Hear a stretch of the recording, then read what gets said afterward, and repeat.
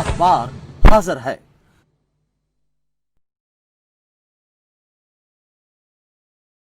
अखबार हाजिर है। अखबार हाजिर है। सत श्री अकाल जी, मैं चांदनी अखबार हाजिर प्रोग्राम दे विच तुहाडे सब दा स्वागत करदी हां। प्यारे दर्शकों, अज दे प्रोग्राम दे विच असीं जिहड़ी अखबार दीयां मुख सुर्खियां आ उस दे बारे तुहानूं विस्तृत जानकारी दिंदे हां कि अखबार दीयां मुख खबरां ਕਿਹੜੀਆਂ ਹਨ ਤੇ ਉਸ ਤੋਂ ਸੰਬੰਧਿਤ ਜਿਹੜੀ ਜਾਣਕਾਰੀ ਹੈ ਉਹ ਤੁਹਾਡੇ ਤੱਕ ਪਹੁੰਚਾਈ ਜਾਂਦੀ ਹੈ। ਤੇ ਇਸ ਦੇ ਨਾਲ ਹੀ ਜਿਹੜੀ ਅੱਜ ਦੀ ਅਸੀਂ ਦੇਖਦੇ ਹਾਂ ਕਿ ਅਖਬਾਰ ਦੇ ਵਿੱਚ ਜਿਹੜੀ ਪਹਿਲੀ ਹੈਡਲਾਈਨ ਉਹ ਕਿਹੜੀ ਹੈ ਜੀ। किसान मोर्चे वालों देश व्यापी संघर्ष का अहद जी। खेती कानूनों के विरुद्ध जिहड़ा किसान जथेबंदियां वालों संघर्ष है उसनूं होर हुंगारा भरिया गया ते होर तेज़ करदियां होया 26 ते 27 दिल्ली चलो दे सद्दे दे अंदोलन नूं होर तेज़ कर दिता गया, जिस दे नाल केंद्र सरकार दे नाल मीटिंग हुई सी मुख मंत्रियों दे नाल। जदों मुख मंत्री दे विच कोई फैसला नहीं आया, कोई गल सिरे नहीं चढ़ी, जिस तो बाद हुण कल चंडीगढ़ दे विच मीटिंग हुई किसान जथेबंदियां दी, जिहड़े कि अपना संयुक्त किसान मोर्चा आ 500 तो वध किसान जथेबंदियां ऑल ओवर इंडिया दी, उन्हां सारियां ने रल के मीटिंग की। मीटिंग करन तो बाद जिहड़े आगू ने उन्होंने यह फैसला किया ते इस दे विच जिहड़े किसान आगू ने डॉक्टर दर्शनपाल जी उन्होंने कहा है कि 26 ते 27 नूं असीं जिहड़ा आ दिल्ली चलांगे। सारे जने जिन्ने भी किसान आगू ने किसान लोग ने वो सारे इकट्ठे होण ते दिल्ली नूं कूच करन। इस दे नाल ही उन्होंने ये गल दा भी प्रगटावा किया कि किसानां नूं अपने नाल 4 तो 5 महीने का जिहड़ा राशन है वो नाल लैके चलना है। क्यों? क्योंकि उन्होंने ये पता नहीं है उन्होंने कि ये धरना जिहड़ा है किन्ने समय तक चलेगा उत्थे।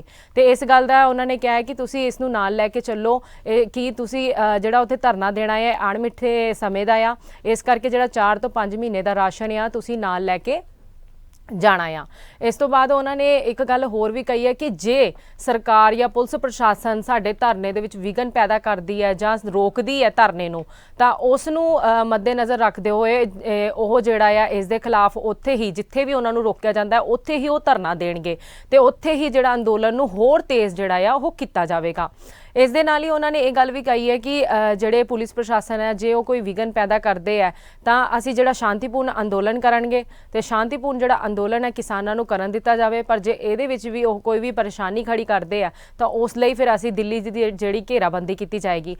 इस दे नाल ही जिहड़ी यात्रा आ धरने का ਇਹਦੇ ਵਿੱਚ ਜਿਹੜੇ 5 रूट मुख ने उस रूटां ਦੇ द्वारा ही दिल्ली ਜਿਹੜੇ किसान सारे ਪੁੱਜਣਗੇ ਤੇ ਉਹਨਾਂ ਦੇ ਇਹੀ ਜਿਹੜੇ रूट्स ने मुख हाईवे 5 मुख हाईवे ਦੇ ਜਿਹੜੇ द्वारा ਉਸੇ द्वारा ਜਿਹੜਾ ਆ रुक ਕਰਨਗੇ दिल्ली ਦਾ किसान ਜਿਹੜੇ ਲੋਕ ਨੇ। ਉਸ ਤੋਂ ਬਾਅਦ ਇੱਕ ਹੋਰ ਗੱਲ ਵੀ ਉਹਨਾਂ ਨੇ ਕਹੀ ਗਈ ਹੈ ਕਿ ਜੇ ਦੇਸ਼ ਭਰ ਦੇ ਲੱਖਾਂ ਜਿਹੜੇ ਕਿਸਾਨ ਨੇ ਉਹ 26 ਤੇ 27 ਨੂੰ ਉੱਥੇ ਇਕੱਠੇ ਹੁੰਦੇ ਆ, ਜੇ ਇਸ ਦੇ ਵਿੱਚ ਕੋਈ ਵੀ ਸੁਲਝਾਉਣ ਦਾ ਮਸਲਾ ਸਾਹਮਣੇ ਨਹੀਂ, ਇਸ ਮਸਲੇ ਨੂੰ ਨਹੀਂ ਸੁਲਝਾਇਆ ਜਾਂਦਾ ਤਾਂ ਇਸ ਤੋਂ ਬਾਅਦ ਸੰਘਰਸ਼ ਜਿਹੜਾ ਆ ਹੋਰ ਤੇਜ਼ ਕੀਤਾ ਜਾਏਗਾ। कि जिद्दां कि तुसीं जाणदे आ कि 26 नवंबर नूं जिहड़ा अपना संविधान आ वो वाला संविधान दा दिन सीगा ते संविधान नूं मद्देनज़र रखदे होए उन्होंने कहा कि असीं इस ही दिन जिहड़ा इस संघर्ष नूं होर तेज़ करना आ ते इस संघर्ष नूं असीं एक इतिहासक संघर्ष जिहड़ा बनदा जा रहा है किसानां वल्लों। जिहड़ा खेती कानूनां दे विरुद्ध जिहड़ा इह विट्टी गई है मुहिम, कहंदे असीं इस नूं होर रफ्तार नाल तेज़ करांगे। उन्होंने पहला मीटिंग दे विच जदों जिहड़े रेल मंत्री पीयूष गोयल ते खेतीबाड़ी मंत्री तोमर जी उन्हां दे नाल जिहड़ी किसान जथेबंदियां दी मीटिंग भी हुई सी ते मीटिंग दे विच एक गल भी आखी गई सीगी कि तुसीं जिहड़े आ माल गड्डियां दी आवाजाही शुरू कर दो क्योंकि पटड़ियां किसानां वल्लों खाली कर दित्तियां गईयां। पर रेल मंत्री ने यह गल आखी कि असीं आवाजाही जिहड़ी है माल गड्डियां दी उदों ही शुरू करांगे जदों नाल रेल गड्डियां दी भी आवाजाही दी तुसीं मंजूरी दिंदे आ। पर उन्होंने जिहड़े किसान जथेबंदियां उन्होंने जदों मीटिंग कीती बाद विच ਉਹਦੇ ਵਿੱਚ ਇਹ ਗੱਲ ਵੀ ਆਖੀ, ਉਸ ਮੀਟਿੰਗ ਦੇ ਵਿੱਚ ਵੀ ਕਿਹਾ ਜਦੋਂ ਰੇਲ ਮੰਤਰੀ ਦੇ ਨਾਲ ਮੀਟਿੰਗ ਹੋਈ ਉਹਨਾਂ ਨੇ ਇਹ ਵੀ ਗੱਲ ਆਖੀ ਕਿ ਤੁਸੀਂ ਮਾਲ ਗੱਡੀਆਂ ਨੂੰ ਹਰੀ ਝੰਡੀ ਦੇਵੋ, ਉਸ ਤੋਂ ਬਾਅਦ ਅਸੀਂ ਜਿਹੜਾ ਆ ਰੇਲ ਗੱਡੀਆਂ ਦੀ ਆਵਾਜਾਈ ਦੇ ਵਿੱਚ ਵੀ ਵਿਚਾਰ ਵਟਾਂਦਰਾ ਜਿਹੜਾ ਆ ਕਰਾਂਗੇ ਤੇ ਉਸ ਦੀ ਮਨਜ਼ੂਰੀ ਬਾਰੇ ਅਸੀਂ ਸੋਚਾਂਗੇ। ਜਿਸ ਤੋਂ ਬਾਅਦ ਮੀਟਿੰਗ ਹੋਈ, ਮੀਟਿੰਗ ਦੇ ਵਿੱਚ ਕਿਸਾਨ ਜਥੇਬੰਦੀਆਂ ਵੱਲੋਂ ਵੋਟ ਪਈ। ਵੋਟ ਪੈਣ ਦੇ ਵਿੱਚ ਜਿਹੜੇ 14 ਜਥੇਬੰਦੀਆਂ ਸੀ ਉਹਨਾਂ ਨੇ ਹਾਂ ਦੇ ਵਿੱਚ ਸਮਰਥਨ ਦਿੱਤੀ, ਜਿਸ ਦੇ ਬਦਲੇ ਹੋਏ 16 ਜਿਹੜੇ ਜਥੇਬੰਦੀਆਂ ਉਹਨਾਂ ਨੇ ਨਾ ਦੇ ਵਿੱਚ ਸਮਰਥਨ ਦਿੱਤੀ ਕਿ ਰੇਲ ਗੱਡੀਆਂ ਦੀ ਜਿਹੜੀ ਆਵਾਜਾਈ ਹੈ ਉਹ ਸ਼ੁਰੂ ਕਰਨ ਦੇ ਵਿੱਚ ਉਹ ਇਸ ਨੂੰ ਸਮਰਥਨ ਨਹੀਂ ਦਿੰਦੇ। ਤੇ ਉੱਥੇ ਵੀ ਕਿਸਾਨ ਜਥੇਬੰਦੀਆਂ ਦੀ ਆਪਸ ਦੇ ਵਿੱਚ ਕੋਈ ਸਹਿਮਤੀ ਜਿਹੜੀ ਹੈ ਮੀਟਿੰਗ ਦੇ ਵਿੱਚ ਨਹੀਂ ਬਣੀ ਤੇ ਉਸ ਵਿੱਚ ਮੀਟਿੰਗ ਦੇ ਵਿੱਚ ਇਹ ਫੈਸਲਾ ਵੀ ਲਿਆ ਗਿਆ ਕਿ ਕੇਂਦਰ ਸਰਕਾਰ ਦੇ ਨਾਲ ਜਿਹੜੀ ਮੀਟਿੰਗ ਹੋਈ ਆ ਉਹਦੇ ਵਿੱਚ ਕੁਝ ਵੀ ਇਦਾਂ ਦੀ ਗੱਲ ਸਾਹਮਣੇ ਨਹੀਂ ਆਈ, ਕੋਈ ਵੀ ਗੱਲ ਸਿਰੇ ਨਹੀਂ ਚੜੀ ਗਈ, ਕੋਈ ਵੀ ਫੈਸਲੇ ਜਿਹੜੇ ਆ ਨਹੀਂ ਲਏ ਗਏ। ਇਸ ਦੇ ਮੱਦੇਨਜ਼ਰ ਅਸੀਂ ਹੁਣ ਅੰਦੋਲਨ ਨੂੰ ਹੋਰ ਤੇਜ਼ ਕਰਾਂਗੇ ਤੇ ਜਿਸ ਨੂੰ ਲੈਂਦੇ ਹੋਏ 26 ਤੇ 27 ਨੂੰ ਜਿਹੜਾ ਦਿੱਲੀ ਚੱਲੋ ਦਾ ਸੱਦਾ ਉਹਨਾਂ ਨੇ ਕੀਤਾ ਹੈ ਤੇ ਉਹਨਾਂ ਨੇ ਕਿਹਾ ਹੈ ਕਿ ਹੁਣ ਜਿੰਨੇ ਵੀ ਕਿਸਾਨ ਆਪਣੇ ਜਿਹੜੇ ਆਗੂ ਨੇ, ਜਿੰਨੇ ਵੀ ਆਲ ਓਵਰ ਇੰਡੀਆ ਦੇ ਭਾਰਤ ਦੇਸ਼ ਦੇ 500 ਦੇ ਕਰੀਬ ਜਿਹੜੇ ਆਪਣੇ ਕਿਸਾਨ ਜਥੇਬੰਦੀਆਂ ਨੇ ਸੰਯੁਕਤ ਕਿਸਾਨ ਮੋਰਚੇ ਦੇ ਹੇਠਾਂ ਜਿਹੜੇ ਆ ਉੱਥੇ ਧਰਨਾ ਪ੍ਰਦਰਸ਼ਨ ਕਰਨਗੇ। ਇਸ ਦੇ ਨਾਲ ਹੀ ਤੁਹਾਨੂੰ ਮੈਂ ਦੱਸ ਦੇਵਾਂ ਕਿ ਪਹਿਲਾਂ ਜਿਹੜੀ ਪੁਲਿਸ ਪ੍ਰਸ਼ਾਸਨ ਵੱਲੋਂ ਮਨਜ਼ੂਰੀ ਮੰਗੀ ਗਈ ਸੀਗੀ ਰਾਜਘਾਟ ਦੇ ਵਿੱਚ ਪ੍ਰਦਰਸ਼ਨ ਕਰਨ ਵਾਸਤੇ ਸ਼ਾਂਤੀਪੂਰਨ ਤਰੀਕੇ ਨਾਲ, ਪਰ ਉੱਥੇ ਜਿਹੜੀ ਪ੍ਰਸ਼ਾਸਨ ਵੱਲੋਂ ਜਿਹੜਾ ਉਹਨਾਂ ਦੀ ਮਨਜ਼ੂਰੀ ਨੂੰ ਖਾਰਜ ਕਰ ਦਿੱਤਾ ਗਿਆ ਸੀ, ਜਿਸ ਤੋਂ ਬਾਅਦ ਰਾਮਲੀਲਾ ਗਰਾਊਂਡ ਦੇ ਵਿੱਚ ਮਨਜ਼ੂਰੀ ਮੰਗੀ ਗਈ ਤੇ ਪੁਲਿਸ ਪ੍ਰਸ਼ਾਸਨ ਨੇ ਉਸ ਖਾਰਿਜ ਕਰਦੇ ਹੋ ਉਸ ਗੱਲ ਨੂੰ ਵੀ ਖਾਰਿਜ ਕਰਦੇ ਹੋਏ ਹਵਾਲਾ ਦੇ ਦਿੱਤਾ ਕਿ ਹਜੇ ਤਾਂ ਕਰੋਨਾ ਮਹਾਮਾਰੀ ਦਾ ਦੌਰ ਚੱਲਦਾ ਪਿਆ। ਕਰੋਨਾ ਮਹਾਮਾਰੀ ਦੇ ਵਿੱਚ ਉਹ ਕਹਿੰਦੇ ਆ ਕਿ ਸੋਸ਼ਲ ਡਿਸਟੈਂਸਿੰਗ ਬਹੁਤ ਜ਼ਿਆਦਾ ਜ਼ਰੂਰੀ ਹੈ ਤੇ ਇੰਨਾ ਇਕੱਠ ਕਰਨ ਨਾਲ ਜਿਹੜਾ ਮਹਾਮਾਰੀ ਨੂੰ ਫੈਲਣ ਦਾ ਡਰ ਆ, ਜਿਸ ਨੂੰ ਲੈਂਦੇ ਉਹ ਪੁਲਿਸ ਪ੍ਰਸ਼ਾਸਨ ਨੇ ਕਿਹਾ ਕਿ ਅਸੀਂ ਇਸ ਦੀ ਵੀ ਮਨਜ਼ੂਰੀ ਨਹੀਂ ਦੇ ਸਕਦੇ। ਦੂਜੇ ਪਾਸੇ ਦਿੱਲੀ ਦੇ ਵਿੱਚ ਜਿਹੜਾ ਟ੍ਰੈਫਿਕ ਜਾਮ ਹੋ ਸਕਦਾ ਆ, ਇਸ ਲਈ ਵੀ ਅਸੀਂ ਜਿਹੜਾ ਇਸ ਧਰਨੇ ਨੂੰ ਜਿਹੜਾ ਆ ਮਨਜ਼ੂਰੀ ਨਹੀਂ ਦਿੰਦੇ ਆ। ਪਰ ਇਸ ਸਭ ਗੱਲਾਂ ਦੇ ਬਾਵਜੂਦ ਵੀ ਜਿਹੜੇ ਆਪਣੇ ਕਿਸਾਨ ਨੇ ਉਹ ਆਪਣੇ ਮੋਰਚੇ ਜਿਹੜੇ ਆ ਮੋਰਚੇ ਦੇ ਉੱਤੇ ਡਟੇ ਹੋਏ ਨੇ। ਆਪਣੇ ਜਿਹੜਾ ਉਹਨਾਂ ਦੇ ਵਿੱਚ ਜਿਹੜਾ ਰੋਹ ਆ ਪੂਰੀ ਤਰੀਕੇ ਨਾਲ ਜਿਹੜਾ ਵੱਧਦਾ ਜਾ ਰਿਹਾ ਤੇ ਉਹਨਾਂ ਨੇ ਕਿਹਾ ਕਿ ਅਸੀਂ ਅੰਦੋਲਨ ਨੂੰ ਹੁੰਗਾਰਾ ਭਰਦੇ ਹੋਏ ਜਿਹੜਾ 26 ਤੇ 27 ਨੂੰ ਅਸੀਂ ਦਿੱਲੀ ਜਾਣਾ ਹੀ ਜਾਣਾ ਆ। ਜੇ ਸਾਨੂੰ ਕੇਂਦਰ ਸਰਕਾਰ ਜਾਂ ਪੁਲਿਸ ਪ੍ਰਸ਼ਾਸਨ ਕੋਈ ਵੀ ਰੋਕਣ ਦੇ ਯਤਨ ਕਰਦੀ ਹੈ ਤਾਂ ਅਸੀਂ ਉੱਥੇ ਹੀ ਅਣਮਿੱਥੇ ਸਮੇਂ ਦੇ ਵਾਸਤੇ ਧਰਨਾ ਦੇਵਾਂਗੇ ਤੇ ਦਿੱਲੀ ਦੀ ਘੇਰਾਬੰਦੀ ਕਰਾਂਗੇ। ਇਸ ਗੱਲ ਦੇ ਜਿਹੜਾ ਪ੍ਰਗਟਾਵਾ ਆ ਉਹ ਕਿਸਾਨ ਆਗੂਆਂ ਨੇ ਆਪਣੀ ਚੰਡੀਗੜ੍ਹ ਵਿਖੇ ਹੋਈ ਮੀਟਿੰਗ ਦੇ ਵਿੱਚ ਕੀਤਾ ਆ। ਇਸ ਦੇ ਨਾਲ ਹੀ ਇਸ ਤੋਂ ਇਲਾਵਾ ਤੁਹਾਨੂੰ ਮੈਂ ਦੱਸ ਦੇਵਾਂ ਕਿ ਜਿਹੜੇ ਆਪਣੇ ਕੈਪਟਨ ਅਮਰਿੰਦਰ ਸਿੰਘ ਜੀ ਨੇ ਉਹਨਾਂ ਦਾ ਵੀ ਬਿਆਨ ਆਇਆ। ਇੱਥੇ ਬਹੁਤ ਗੌਰ ਫਰਮਾਉਣ ਵਾਲੀ ਗੱਲ ਹੈ ਕਿ ਕੈਪਟਨ ਅਮਰਿੰਦਰ ਸਿੰਘ ਜਿਹੜੇ ਆਪਣੇ ਪੰਜਾਬ ਦੇ ਮੁੱਖ ਮੰਤਰੀ ਆ ਉਹਨਾਂ ਨੇ ਇਹ ਗੱਲ ਆਖੀ ਹੈ ਕਿ ਅਸੀਂ ਚੰਡੀਗੜ੍ਹ ਦੇ ਵਿੱਚ ਜਿੱਦਾਂ ਛੇਤੀ ਤੋਂ ਛੇਤੀ ਕਿਸਾਨ ਯੂਨੀਅਨਾਂ ਦੇ ਨਾਲ ਮੀਟਿੰਗ ਕਰਾਂਗੇ। ਮੀਟਿੰਗ ਕਰਕੇ ਉਸ ਤੋਂ ਬਾਅਦ ਅਸੀਂ ਕੇਂਦਰ ਦੇ ਨਾਲ ਜਿਹੜੇ ਪ੍ਰਧਾਨ ਮੰਤਰੀ ਨਰਿੰਦਰ ਮੋਦੀ ਤੇ ਕੇਂਦਰ ਦੇ ਨਾਲ ਵੀ ਅਸੀਂ ਜਿਹੜੇ ਮੰਤਰੀ ਮੰਡਲ ਦੇ ਨਾਲ ਵੀ ਅਸੀਂ ਗੱਲ ਕਰਾਂਗੇ ਤਾਂ ਜੋ ਇਸ ਮਸਲੇ ਨੂੰ ਸੁਲਝਾਇਆ ਜਾਵੇ। ਕਿਉਂਕਿ ਮਾਲ ਗੱਡੀਆਂ ਤੇ ਰੇਲ ਗੱਡੀਆਂ ਦੀ ਆਵਾਜਾਈ ਬੰਦ ਹੈ। ਮਾਲ ਗੱਡੀ ਦੀ ਆਵਾਜਾਈ ਦੇ ਕਾਰਨ ਜਿਹੜੇ ਜ਼ਰੂਰੀ ਵਸਤਾਂ ਦੀ ਜਿਹੜੀ ਸੋਧ ਆ ਉਹਦੇ ਵਿੱਚ ਜ਼ਰੂਰੀ ਵਸਤਾਂ ਦੀ ਜਿਹੜੀ ਲੋੜ ਆ ਉਹਦੇ ਵਿੱਚ ਬਹੁਤ ਜ਼ਿਆਦਾ ਕਮੀ ਆ ਗਈ ਹੈ, ਜਿਸ ਨੂੰ ਦੇਖਦੇ ਹੋਏ ਕੈਪਟਨ ਅਮਰਿੰਦਰ ਸਿੰਘ ਵੀ ਪਰੇਸ਼ਾਨ ਨੇ। ਉਸ ਤੋਂ ਇਲਾਵਾ ਉਹ ਕਹਿ ਰਿਹਾ ਹੈ ਕਿ ਰੇਲ ਗੱਡੀਆਂ ਦੇ ਬੰਦ ਹੋਣ ਦੇ ਕਰਕੇ ਜਿਹੜੇ ਆਪਣੇ ਪੰਜਾਬ ਸਰਕਾਰ ਦੇ ਜਿਹੜੀ ਵਿੱਤੀ ਸਥਿਤੀ ਆ ਉਸ ਨੂੰ ਬਹੁਤ ਹੀ ਜ਼ਿਆਦਾ ਘਾਟਾ ਪੈ ਰਿਹਾ ਹੈ। ਜਿਹੜੀ ਅਰਥ ਵਿਵਸਥਾ ਹੈ ਉਹ ਚਰਮਰਾ ਰਹੀ ਹੈ, ਦਿਨੋਂ ਦਿਨ ਡਿੱਗਦੀ ਜਾ ਰਹੀ ਹੈ, ਕਿਉਂਕਿ ਆਵਾਜਾਈ ਨਾ ਹੋਣ ਕਰਕੇ ਜਿਹੜੀਆਂ ਵਸਤਾਂ ਦਾ ਆਦਾਨ ਪ੍ਰਦਾਨ ਨਹੀਂ ਹੋ ਰਿਹਾ, ਆਯਾਤ ਨਿਰਯਾਤ ਨਹੀਂ ਹੋ ਰਿਹਾ, ਜਿਸ ਕਰਕੇ ਜਿਹੜਾ ਉਦਯੋਗ ਵਪਾਰ ਆ ਉਸ ਉੱਤੇ ਵੀ ਇਸ ਦਾ ਅਸਰ ਜਿਹੜਾ ਸਾਫ਼ ਵੇਖਣ ਨੂੰ ਮਿਲ ਰਿਹਾ ਹੈ। ਤੇ ਇਸ ਦੇ ਨਾਲ ਹੀ ਕੈਪਟਨ ਅਮਰਿੰਦਰ ਸਿੰਘ ਨੇ ਇਹ ਵੀ ਬੇਨਤੀ ਕੀਤੀ ਹੈ ਕੇਂਦਰ ਸਰਕਾਰ ਨੂੰ ਕਿ ਕੇਂਦਰ ਸਰਕਾਰ ਇਸ ਵੱਲ ਪਾਸੇ ਜਿਹੜਾ ਆ ਧਿਆਨ ਦੇਵੇ ਕਿ ਇਸ ਦੇ ਨਾਲ ਜਿੱਥੇ ਮਤਲਬ ਪੰਜਾਬ ਦੀ ਅਰਥ ਵਿਵਸਥਾ ਤਾਂ ਇਫੈਕਟ ਹੋ ਹੀ ਰਹੀ ਹੈ, ਪੰਜਾਬ ਦੀ ਅਰਥ ਵਿਵਸਥਾ ਦੇ ਉੱਤੇ ਅਸਰ ਤਾਂ ਪੈ ਹੀ ਰਿਹਾ, ਪਰ ਇਸ ਦੇ ਨਾਲ ਦੇਸ਼ ਦੀ ਅਰਥ ਵਿਵਸਥਾ ਦੇ ਉੱਤੇ ਵੀ ਅਸਰ ਪੈ ਰਿਹਾ ਹੈ।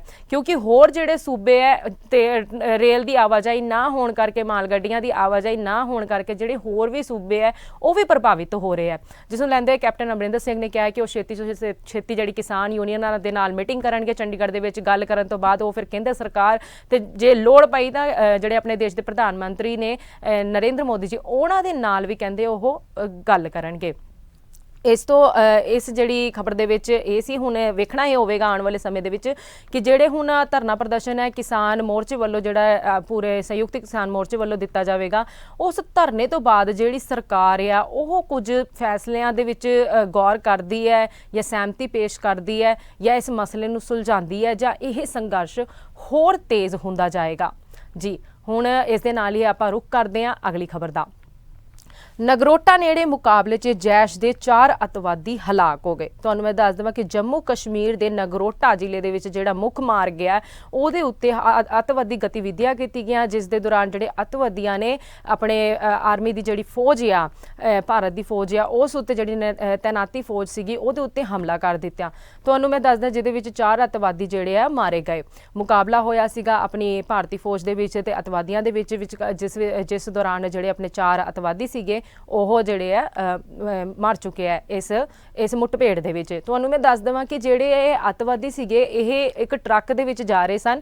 ਟਰੱਕ ਦੇ ਵਿੱਚ ਜਾਂਦੇ ਹੋਏ ਇੱਕ ਖੂਫੀਆ ਪਹਿਲਾਂ ਗੁਪਤ ਸੂਚਨਾ ਪਹਿਲਾਂ ਹੀ ਮਿਲ ਗਈ ਸੀਗੀ ਪੁਲਿਸ ਪ੍ਰਸ਼ਾਸਨ ਨੂੰ ਤੇ ਆਰਮੀ ਨੂੰ ਵੀ ਜੰਮੂ ਕਸ਼ਮੀਰ ਦੀ ਕਿ ਕੁਝ ਜਿਹੜੇ ਅਤਵਾਦੀ ਹੈ ਸ਼ਰਾਰਤੀ ਅਨਸਰ ਨੇ ਉਹ ਘੁਸਪੈਠ ਕਰ ਰਿਹਾ ਸਰਹੱਦ ਦੇ ਦੁਆਰਾ ਆਪਣੇ ਦੇਸ਼ ਦੇ ਵਿੱਚ ਤੇ ਜਿਹੜੀਆਂ ਕੌਂਸਲ ਦੀਆਂ ਚੋਣਾਂ ਹੋਣ ਵਾਲੀਆਂ ਜੰਮੂ ਕਸ਼ਮੀਰ ਦੇ ਵਿੱਚ ਤੇ ਉਸੇ ਵਿੱਚ ਉਹ ਕੁਛ ਨਾ ਕੁਛ ਜਿਹੜੇ ਆ ਇੱਦਾਂ ਦੀ ਕਾਰਵਾਈ ਕਰ ਰਿਹਾ ਜਿਸ ਨਾਲ ਜਿਹੜਾ ਚੋਣਾਂ ਨੂੰ ਨੁਕਸਾਨ ਨੁਕਸਾਨ ਪਹੁੰਚ ਸਕੇ, ਜਿਸ ਦੇ ਮੱਦੇਨਜ਼ਰ ਉਹਨਾਂ ਨੂੰ ਪਹਿਲਾਂ ਹੀ ਗੁਪਤ ਸੂਚਨਾ ਮਿਲੀ, ਜਿਸ ਤੋਂ ਬਾਅਦ ਉਹਨਾਂ ਨੇ ਇਸ ਦੀ ਪੈਰਵੀ ਕਰਦਿਆਂ ਹੋਇਆ ਹਰ ਪਾਸੇ ਜਿਹੜੇ ਆ ਨਾਕਾਬੰਦੀ ਕਰ ਦਿੱਤੀ। ਨਾਕਾਬੰਦੀ ਦੇ ਦੌਰਾਨ ਜਿਹੜਾ ਇਹ ਟਰੱਕ ਜਾ ਰਿਹਾ ਸੀ, ਜਿਹਦੇ ਵਿੱਚ ਜਿਹੜੇ ਅੱਤਵਾਦੀ ਸੀਗੇ ਉਹ ਹਥਿਆਰਾਂ ਸਮੇਤ ਜਿਹੜੇ ਸੀਗੇ ਉਹ ਲੁਕੇ ਹੋਏ ਸਨ, ਤੇ ਲੁਕੇ ਹੋਣ ਦੇ ਨਾਲ ਜਦੋਂ ਉਹਨਾਂ ਨੂੰ ਸ਼ੱਕ ਪਿਆ ਤੇ ਉਹਨਾਂ ਨੇ ਜਦੋਂ ਗੱਡੀ ਨੂੰ ਰੋਕਿਆ ਤੇ ਗੱਡੀ ਰੋਕਣ ਦੇ ਨਾਲ ਹੀ ਜਿਹੜੇ ਡਰਾਈਵਰ ਸੀਗਾ ਟਰੱਕ ਦਾ ਉਹ ਉੱਥੋਂ ਫਰਾਰ ਹੋ ਗਿਆ। ਫਰਾਰ ਹੋਣ ਤੋਂ ਬਾਅਦ ਜਦੋਂ ਉਹ ਟਰੱਕ ਦੇ ਕੋਲ ਗਏ ਤੇ ਉਹਨਾਂ ਨੇ ਚੈਕਿੰਗ ਕਰਨ ਦੀ ਜਿੱਦਾਂ ਹੀ ਕੋਸ਼ਿਸ਼ ਕੀਤੀ ਤੇ ਅੱਤਵਾਦੀਆਂ ਨੇ ਜਿਹੜੇ ਆਪਣੀ ਫੌਜ ਆ ਉਹਦੇ ਉੱਤੇ ਹਮਲਾ ਕਰ ਦਿੱਤਾ ਤੇ ਗੋਲੀਬਾਰੀ ਕਰਨ ਲੱਗ ਪਏ, ਜਿਸ ਦੇ ਵਿੱਚ ਜਵਾਬ ਦੇ ਵਿੱਚ ਜਿਹੜੀ ਆਪਣੀ ਆਰਮੀ ਆ ਉਹਨਾਂ ਨੇ ਵੀ ਉਹਨਾਂ ਦਾ ਮੁਕਾਬਲਾ ਕੀਤਾ, ਜਿਸ ਦੌਰਾਨ ਜਿਹੜੇ 4 ਅੱਤਵਾਦੀ ਹੈ ਉਹ ਢੇਰ ਹੋ ਗਏ।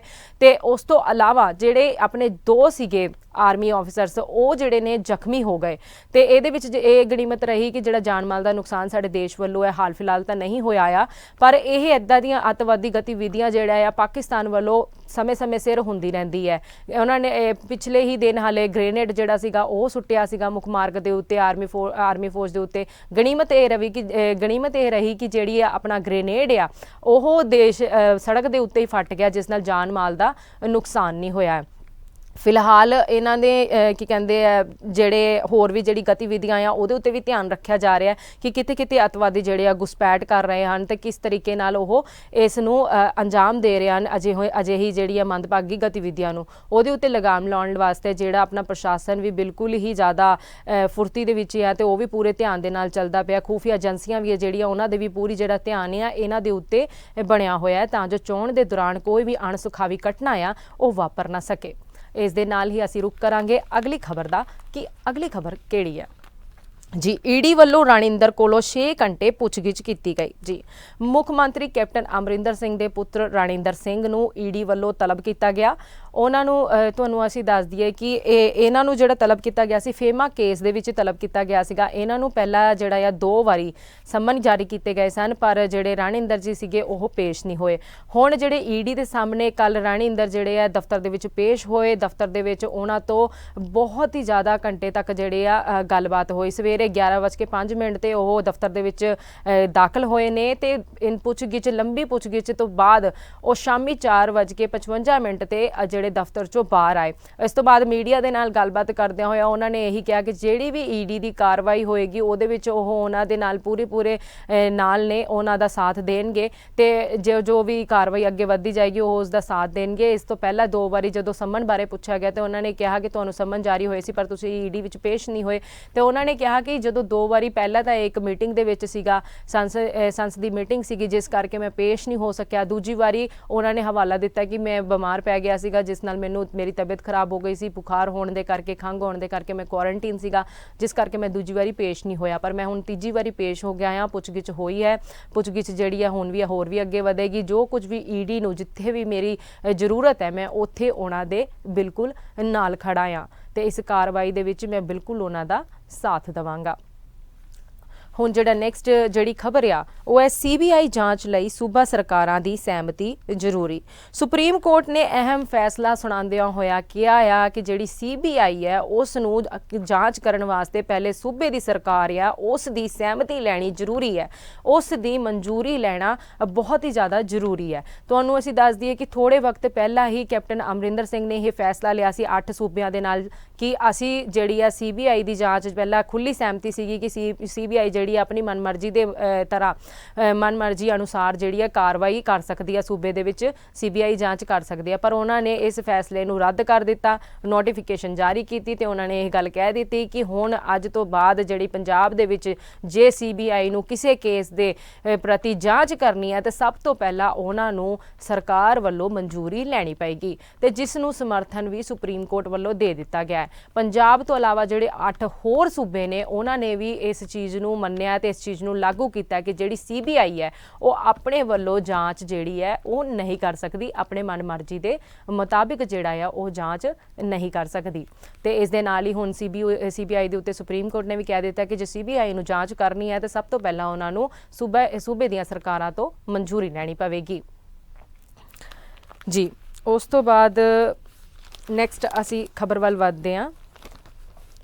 ਸਿਹਤ ਕਾਮਿਆਂ ਤੇ ਬਜ਼ੁਰਗਾਂ ਨੂੰ ਪਹਿਲਾਂ ਮਿਲੇਗੀ ਵੈਕਸੀਨ। ਜੀ ਤੁਹਾਨੂੰ ਅਸੀਂ ਦੱਸ ਦਈਏ ਕਿ COVID-19 ਵੈਕਸੀਨ ਦੇ ਅਗਲੇ 3-4 ਮਹੀਨਿਆਂ 'ਚ ਤਿਆਰ ਹੋਣ ਸੰਬੰਧੀ ਪ੍ਰਗਟਾਵਾ ਕਰਦਿਆਂ ਹੋਇਆ ਜਿਹੜੇ ਆਪਣੇ ਕੇਂਦਰੀ ਸਿਹਤ ਮੰਤਰੀ ਹਰਸ਼ਵਰਧਨ ਆ ਉਹਨਾਂ ਨੇ ਕਿਹਾ ਹੈ ਕਿ 3 ਤੋਂ 4 ਮਹੀਨਿਆਂ ਦੇ ਵਿੱਚ ਜਿਹੜੀ ਵੈਕਸੀਨ ਆ ਉਹ ਬਿਲਕੁਲ ਤਿਆਰ ਕਰਨ ਦੀ ਸੰਭਾਵਨਾ ਹੈ ਕਿ ਤਿਆਰ ਹੋ ਜਾਏਗੀ ਤੇ ਤਿਆਰ ਹੋ ਜਾਣ ਤੋਂ ਬਾਅਦ ਜਿਹੜੀ ਇਹ ਵੈਕਸੀਨ ਹੈ ਉਹ ਜਿਹੜੀ ਸਭ ਤੋਂ ਪਹਿਲਾਂ ਇਹ ਵੈਕਸੀਨ ਉਹਨਾਂ ਨੂੰ ਮੁਹੱਈਆ ਕਰਵਾਈ ਜਾਏਗੀ, ਉਹਨਾਂ ਨੂੰ ਪ੍ਰਮੁੱਖਤਾ ਦਿੱਤੀ ਜਾਵੇਗੀ ਜਿਹੜੇ ਕਿ 60 ਸਾਲ ਤੋਂ ਉੱਪਰ ਹਨ।